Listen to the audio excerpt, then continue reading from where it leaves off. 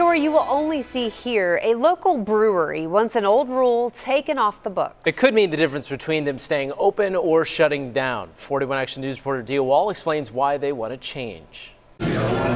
Business is hopping at Transport Brewery. Beer sales have been way above what we expected, actually. But there's a problem. We've been kind of struggling as the other ones that are just now starting to open. Microbreweries like this can't sell enough food. Since the 80s, for a business to sell alcohol, Johnson County law requires 30% of its revenue to come from food. But until we actually opened and realized how difficult it was to get that number, people don't go to microbrewery tap rooms for the food. Let me show you an example of what this looks like.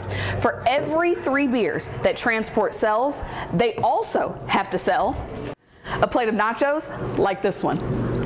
Everything has to come through us, through our machines, our registers, and then back to them and then to the customers. So Transport wants to wash away the old rule. There's 2 ways to put it on the ballot. One is by a petition, or a majority of the county commission can authorize putting it on the ballot.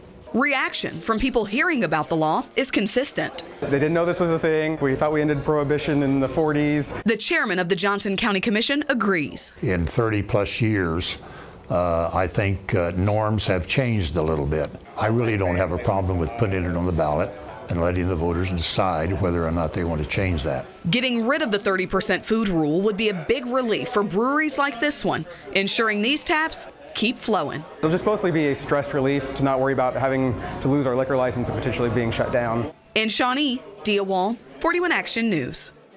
The Johnson County Commission contacted the Kansas Secretary of State to find out when the measure could potentially be put on the ballot. They're still waiting for a response.